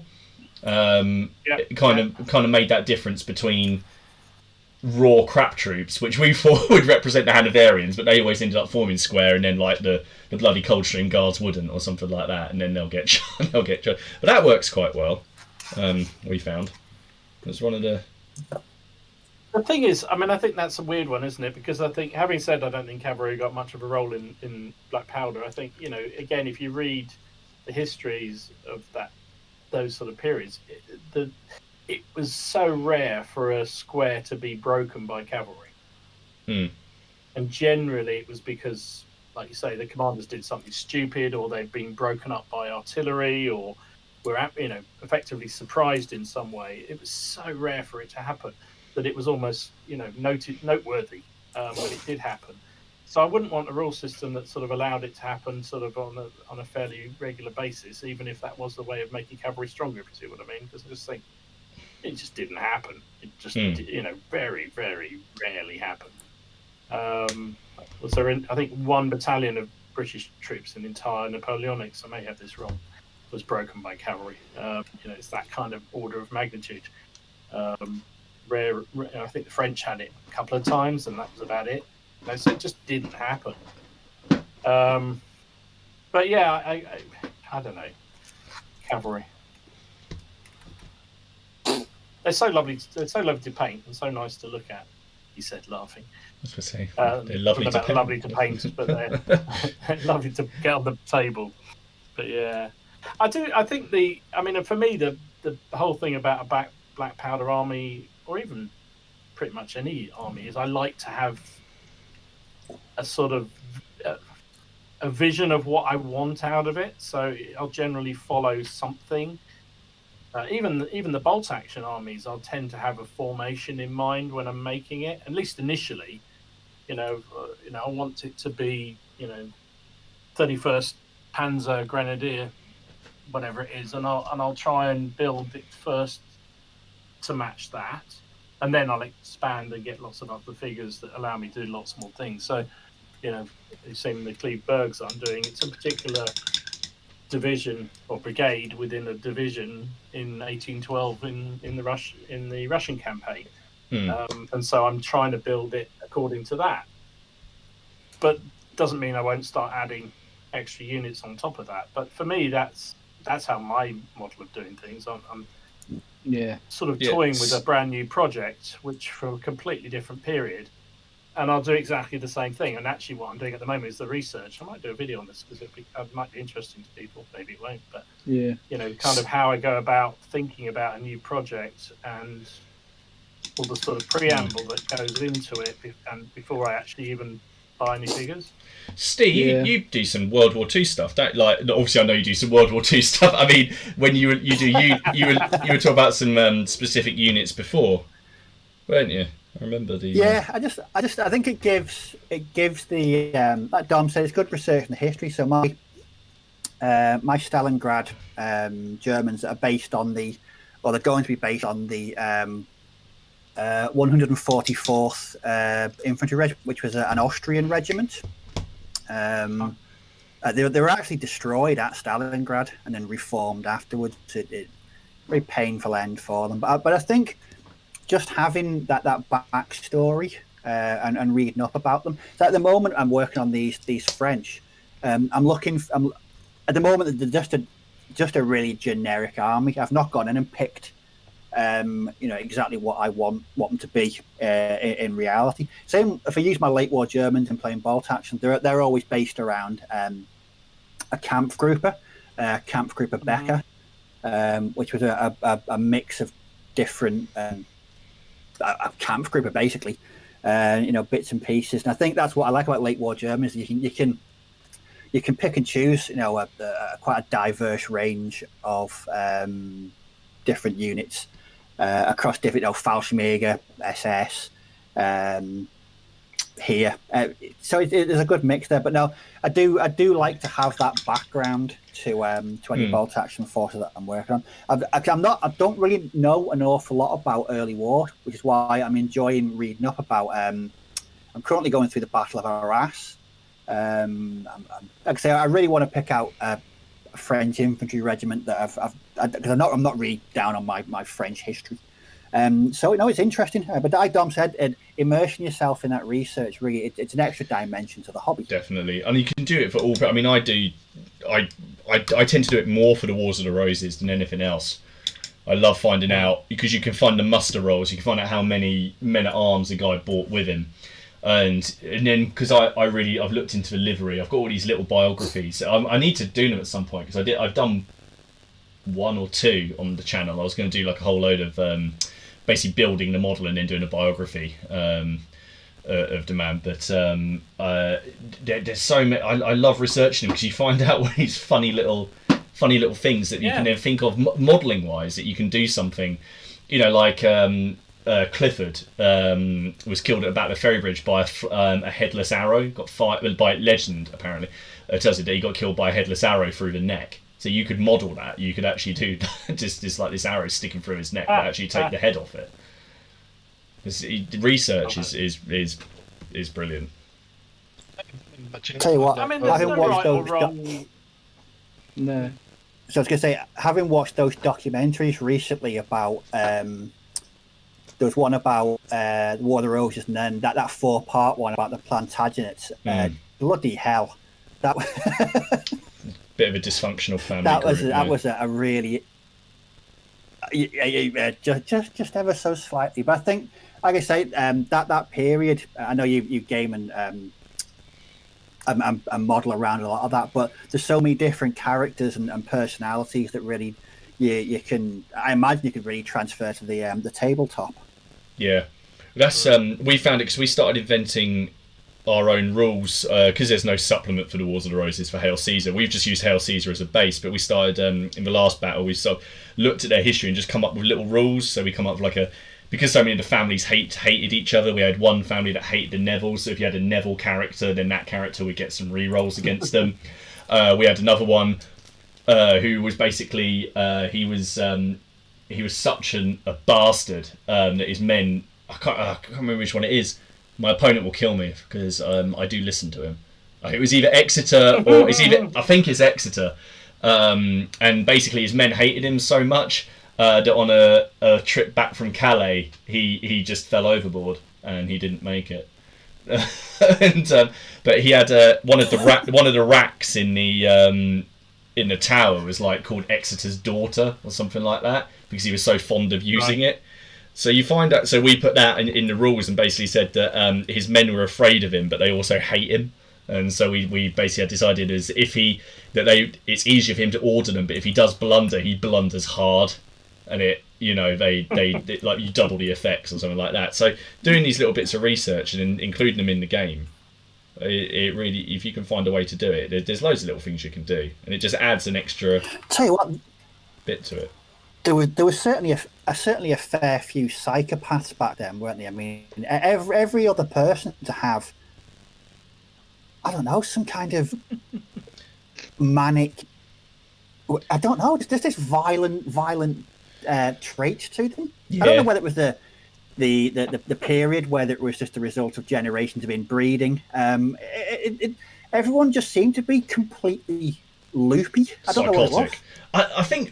I think people remained that psychotic. It's just that once the Tudor period starts, it became a lot more kind of like underhanded. Although, to be fair, it's not. We get to the Henry VIII, it wasn't particularly sort of like subtle. It wasn't particularly subtle at that point, was it? No, I think you're right. I don't know. But it is all just family. It is just like the Plantagenets. It's just one giant family squabble. Yeah. Yeah. But I mean, I think all this stuff for me, and it sounds like for you guys too, it really brings it to life. I know it's not for everybody, and it doesn't make it right or wrong, but that's the beauty of the hobby, isn't it? That you can have somebody who basically just builds an army however they want, and then somebody else who's, this is a particular formation, and it doesn't. Most rules doesn't really matter. It just in your head, it's still like. The only thing is, I don't know about you. I then get sort of very attached to a particular unit because I've particularly invested in the history of that unit, that formation. Yeah, and you don't, so I don't want that one to die. Yeah. No. Well, you get attached to them, and then you find out something horrendous actually happened to them in history, or they turn traitor or something. Like, you spend all this time and you can doing some research, and then it's like doing family research. You find out you got a relative that got like done for like sheep rustling or something like that. And, yeah, no, I know. Yeah, I know what you mean. Definitely, I get very attached to my Wars of the Roses units. I have done with my 9th Light Infantry for the French for some reason. I don't know why. I just have. The 9th. Don't ask me why. But I really don't want them to die in a game. And the 28th. Oh my god, the 28th. I do not want them to ever die. No, is it 28th or the 30th? No, it doesn't even know. Look. Well, the 30th. No, it was your models, wasn't it? It was your models. The 28th for your models, mine. If I ever play with them, they are like heroes. Oh yeah, no, they did well. They'll be in tomorrow's game, and they I'll be hopefully. rooting for him. I'll be rooting for him. That's fine. That means you'll be rooting for me. That's fine. You can root for me. I'll actually have someone going, "Oh, I hope you win for a change." That'd be nice. I do. I just want one day for you to be able to destroy the 95th and be a happy man. Do you know what? I did destroy them. Oh, they're on my side, but I destroyed them. I just want you to be I don't able to think do that it. counts. Haley will be so pissed off. It'll be unreal. I just want to see you humiliated. It's just there's not much to ask for, is it?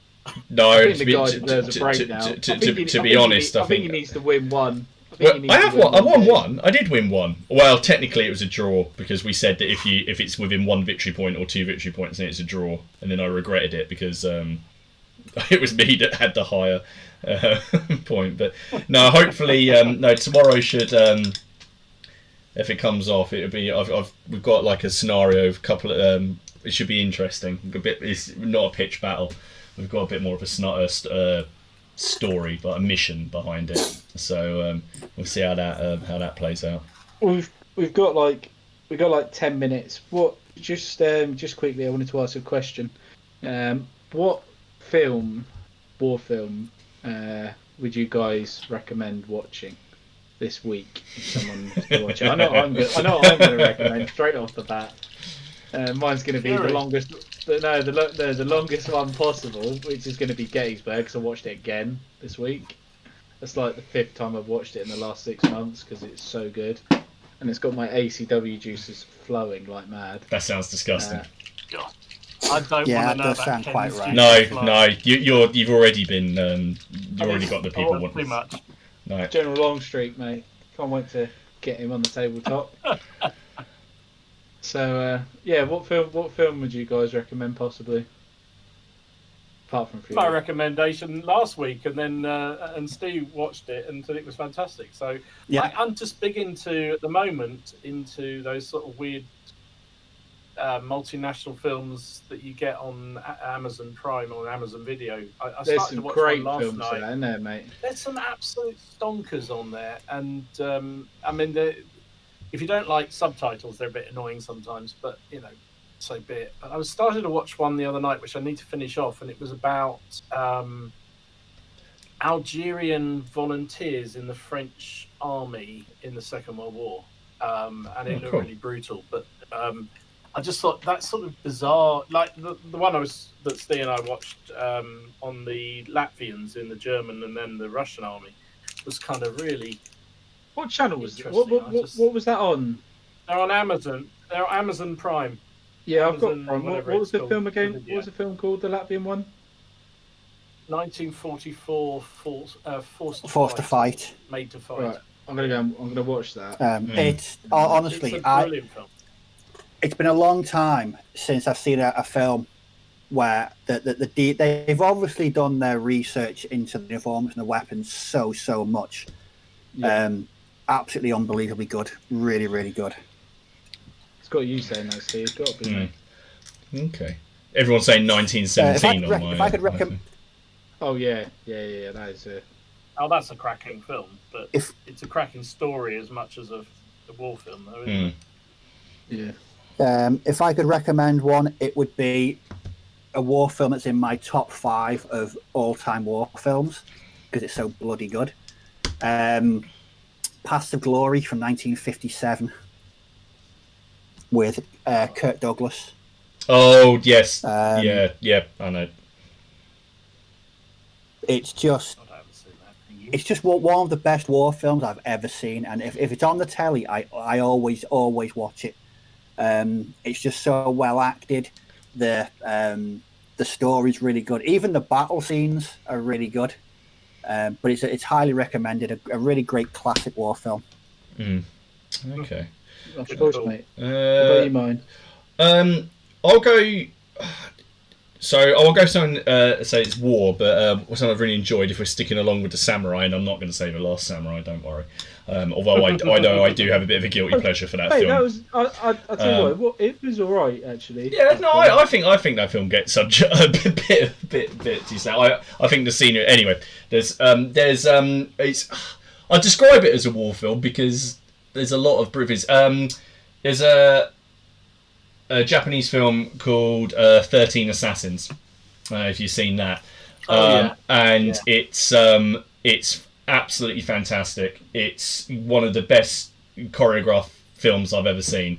It's just I think it's about an hour and 45 minutes, and the first 45 minutes of the film is laying out the plot and things like that, and then the final hour is a fight of 13 guys. It's a bit Seven Samurai kind of. But it's very, very good.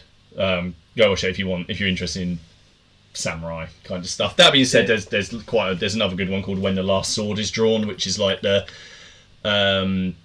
Japanese version of their attempt at showing sort of like the last samurai period and the decline of the samurai, which is obviously a bit more sort of accurate.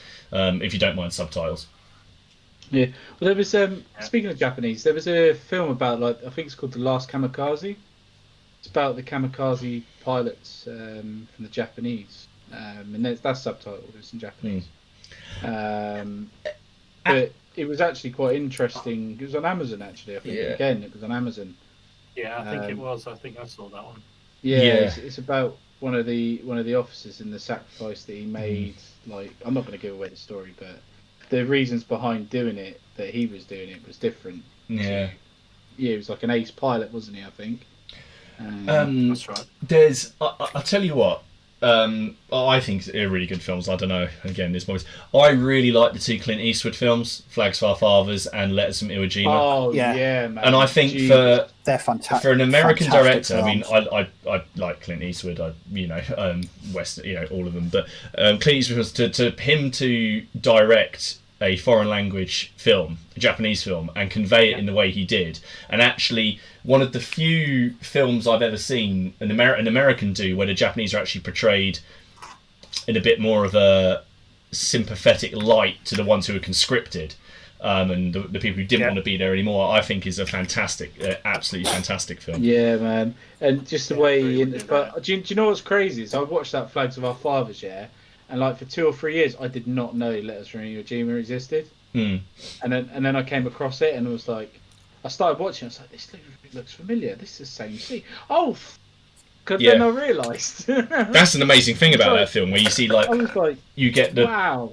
filmed at the same time the polar opposites. So you have the guy who's in the machine gun nest shooting at the guy with the flamethrower, but when you watch Flags of Our Fathers, you just see the guy run up with the flamethrower, and it's I think it's very good. There's I think I should probably run. There's hundreds of recommendations here. Dunkirk, 1917. Owen Douglas says A Bridge Too Far. Modern for Advantage says A Bridge Too Far. Zulu, Waterloo. Someone here says they think they should maybe remake Waterloo. That was Nick Games. I don't know. I don't know about that. It's a bit like Gettysburg. You can't remake that with all those real people in and not CGI it. Owen Douglas has said, "Come and see." Have you seen that? No. The World War II film. It's not a light viewing. It's very good, very very good. I wouldn't watch it sort of like if you're like you're wanting a nice uplifting evening. But it is a very good film. What's it about, mate? 'Cause I've never. It's about I'm trying to get the insight. It's about the Easter.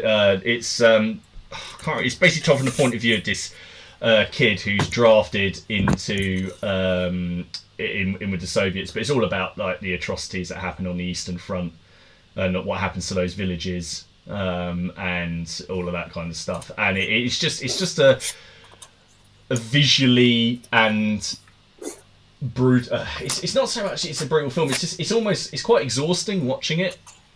Yeah. It is very good. It's a bit like The Boy in the Striped Pajamas. Have you guys seen that? Yeah. About the concentration camps. That's a very hard film to watch. But it's, a lot of those films are very difficult to watch, but you sort of have to watch them. Of course you do, yeah. Yeah. Of course you do. And, it's like Schindler's List. Paul said Cross of Iron. Yeah, that's a bit of a winner. War and Peace. Fantastic film. The 70s Russian version. I don't think I've seen that one. War and Peace. That's a bit extreme, Paul. There you go. It's Russians. Yeah. They've got to be played up big in it. Definitely. There's no votes for Fury in here. Nah, that's Steve. That's Steve's vote there. Battle of Britain as well. That's an all-time classic, isn't it? It's an all-time classic. I actually worked out when was it? I can't remember because the other day I was looking through my DVD collection and Fury is actually on my shelf. When the fuck did you buy that? Covered in dust. Maybe you could do a giveaway, Steve. I enjoyed it. I don't care what you say. It wasn't. You wouldn't. No, it wasn't a historical film, but I really enjoyed it as a film. Yeah. Playing devil's advocate. Didn't mind it up until the last 20 minutes. I lent it to someone and they said exactly the same. Yeah. Exactly. Again, the level of detail, the sort of believable characters. So I don't despise it, from start to finish. For 90% of the film, it was quite good, but that last 10%. I can't unsee that last 20 minutes. I really can't. No matter how much mind bleach I use, it's still stuck in there. There's a Russian version of that film, Fury, where they get captured by the Germans, and they T-34. Jesus Christ! Have you seen it? Have you seen it? Yeah. When they go over a ramp and the T-34 like flies up a ramp. Oh my god! And then they fire a shell and they kind of bounce it off the road. Oh my god! Yeah, I work with a World War II enthusiast. He's not a war gamer, but he's really into it. He's into his vehicles. He knows everything. And I showed him the trailer to that, and he was getting really angry with me. Like really upset about it, and then he started pacing around the office swearing, and then he had to go for a fag to just sort of like go. T-34. It's a T-34-85 as well, and it's like taking. There's a bit where they fire like a Panther and the T-34. They fire at the same time, and the shells go past each other like this, and like spark off each other. And don't get me wrong, for a cinematic film, if it's not historically accurate, just for an action film, it wasn't actually that bad for an actiony film. If that's what you're watching it for. Because I did like the slow-mo camera effects with the shell going through, how it looked. But yeah, it's not very accurate, is it? Have you seen it, Steve? No. Do you know anything? I'll send you a trailer. Have you seen anything about it at all? I saw the trailer, and I was like, I have my concerns with this one. I should point out from a sort of a benchmark, if I'm insulting films, one of my favourite films of all time is Weekend at Bernie's. So don't take my film knowledge to be anything other than amateur. Given that Weekend at Bernie's gets regular rotation around my place. Steve, promise me you'll watch this by next week if Martin sends you the link. Just watch it and let it give what's it called? T-34. Yeah, just called T-34. It's just called T-34. Miller has said Steve's got to use his Fury DVD as a base for his next artillery piece. Oh, do you want to see the next base? That's my next base for my artillery piece. A nice 10x10. Oh. But yeah, it's a good suggestion. That or rudimentary frisbee, table mat, dartboard. The possibilities are endless. Nick Games has just said about that film I told you guys about. Oh, sorry. Say, mate, sorry? Go on, Dom. Nick Games, what? No, Nick... I was just saying he could base one of his tanks on that Fury DVD. That'd be great. Oh, he could. No, he doesn't, because any arseholes base tanks. There we go. Nick Games recommend. You know that film I told you guys about earlier called The Hauptmann, the Captain. He's recommended that. I watched that again, man. That's a good film, but it's like it's not a real story. Yeah, I know, but it's not a happy film. Mind you, most war films aren't. Man. Mate, I couldn't believe it. Not many war films are happy films. He was in the Luftwaffe as well, wasn't he? He was actually Luftwaffe, wasn't he? Yeah. Right. So he's like an airborne. He wasn't even a soldier. I think he was like aircrew, and he just. Oh man, that film. He steals a uniform from a ranking officer and then basically impersonates him and gets his little band of followers as he goes around, and he's just other officers. Yeah, and it's just horrendous. War crimes. That's all I'm going to say. War crimes, but it's not even against what you would think it would be against. Fucking, it is proper. Yeah. King Matt has just Matt's just jumped in with Wind Talkers with Nicolas Cage. And now they're all going about the cat. Do you know what? I'll change that. And I get a lot. I get a lot of hate for this at work, right? But I despise Nicolas Cage. I absolutely hate him in films. I cannot stand him. I can't. You know what? There's two. I know it's going to sound really sad, but there is actually two films I actually like him in, and that is really sad Disney films, the National Treasure Hunt or whatever it's called. Oh yeah, that's great. Yeah, I really like film. Yeah, there's two of them. I really liked him in that film, and that's the only things I really liked. I know. It's like Con Air as well. That was good. Yeah, the thing is, I don't. But I like films like Con Air and The Rock, but because I like Con Air because of John Malkovich, and I like The Rock because of Sean Connery and Ed Harris. He's always got very, very good Okay, so have you seen a remake of The Wicker Man? No. No. Oh, No. Jesus No. Christ. Oh, man. Oh, Jeez. There's no. just some films that shouldn't be remade. I don't know what it is about him. He just... Oh. Just no. I just don't know what it is. He's just...